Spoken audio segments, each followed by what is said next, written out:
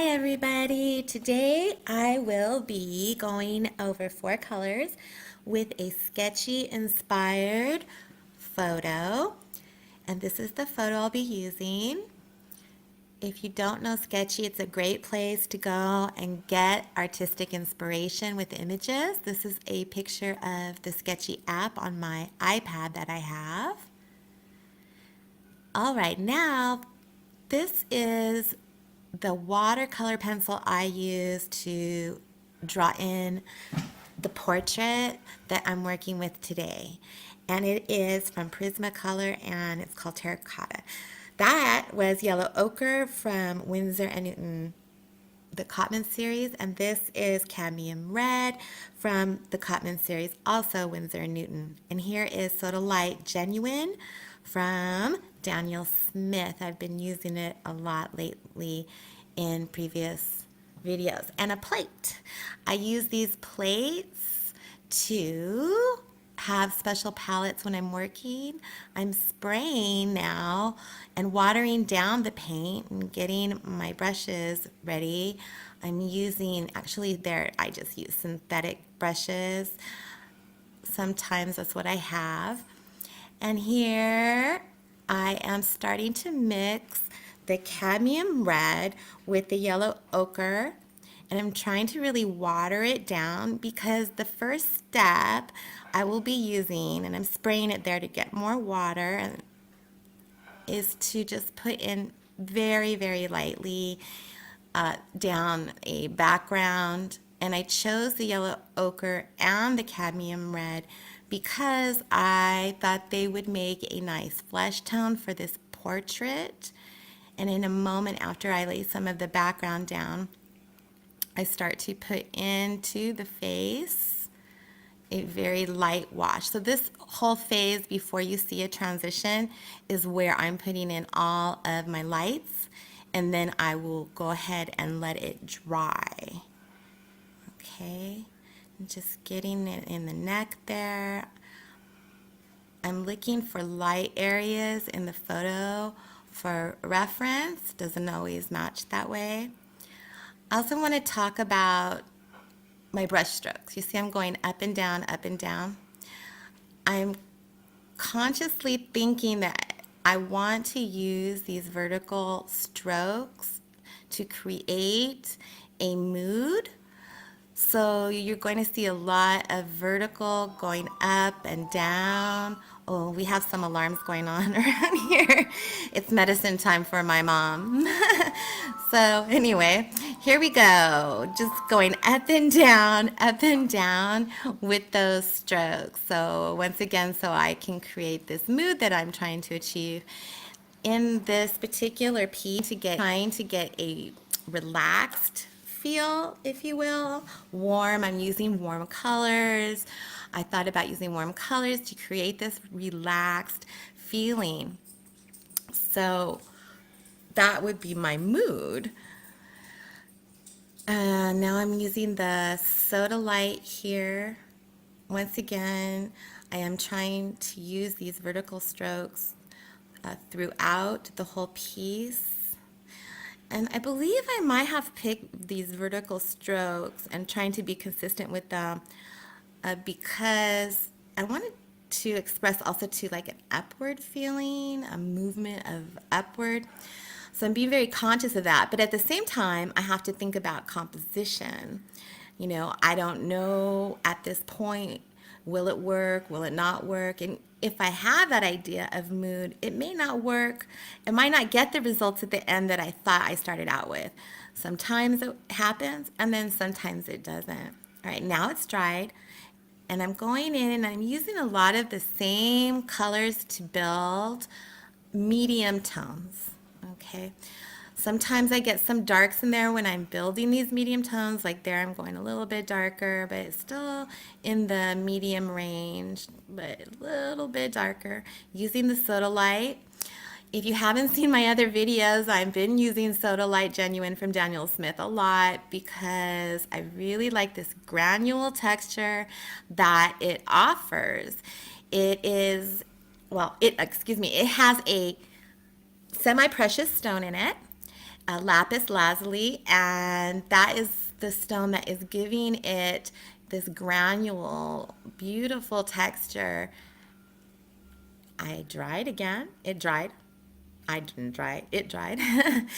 And now I'm going in with some darker tones, but I also know that at this stage I might add in some lighter and build some midtones also. I'm getting my brush really creamy with that Sodalight. And for this particular style that I'm working with, it's almost like drawing at this point. I do use some midtones. I'm getting the eyes in there now. I'm working really small. So I'm using a very tiny brush. It's not super tiny. They're smaller out there. But a small brush to get the eyes in there. Working on those eyebrows again. And a couple dark spots for the nose. And I believe next I'll just use a really light tone in the corner of the eyes there. And I believe the bridge of the nose a little bit, just a kind of more mid-tone. So I'm vacillating back and forth between mid-tone and dark. The under part of the nose is in the shaded area when you think about the light. Oh yes, I was chewing gum. I'm so sorry. I needed gum. I know it looks really funny, but I really wanted some gum. So I'm sorry I'm chewing gum there. It's kind of funny looking. But anyway, I am now working on the lips, under the lips. There is like that cast shadow. If you think about the light coming down, there is going to be a shadow under there. And depending on where the light's coming from too. All right, now I'm working on the beard part here. And getting in that tone to express the beard, and really just looking at the shape at this point of the beard. I'm putting that mid-tone down rather than putting in all the little intricate little hairs. I might indicate later a few hairs and maybe not. That's your artistic license, what you want to indicate and where. At this point, I'm also putting down the shadows in the neck. And I believe I build those up very slowly. Sometimes I might get into, oh, there's my dog too. Oh boy, here we go. I might have to pause this for a second. I'll be right back. Hi, I'm back. Thank you for understanding. Well, let's see. I am continuing to work on the jacket here, adding darker tones as I go. Getting some red in there. I had that white, and I'm adding light and mid-tones there. If you don't know, watercolor always dries lighter, so it is what you see is not what you get. So it is good to let it dry every once in a while, but you don't have to do that all the time. There are times when maybe you want to do a piece and you don't need to let it dry.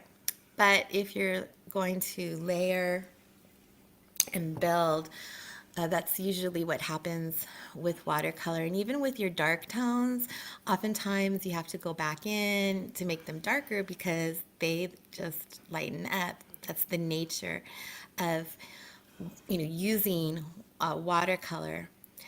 I'm working in the background here a little bit more. I'm just putting in the yellow ochre straight and going back, and sometimes I just start working in different areas to see if I can get the picture to balance out in the composition. I don't always just work in one area. All of a sudden I might decide, well, I'm making this darker here, so let me go and highlight or emphasize this other area, because in the back of my mind I'm thinking about composition. And once again, I'm really trying to use a lot of vertical up and down strokes here in this particular piece. And on that side of the jacket, I really started using a lot of actual line. I was happy about just using line. on that side that was proving to be a nice effect that I was liking, so I decided I would just go with that. And I have a tendency, if you don't know me, and I've mentioned in other videos, to love line. But in this case, I'm trying to use line with the values. All right, it dried with that transition. Like I said, those transitions. Now I'm moving on to the type on the shirt. And I decided that I would put art on, that to have the idea to just art onward, and I hope you do. Glad you made it in today. Don't forget to subscribe and like, and I hope to see you next time. Have a great day. Bye-bye.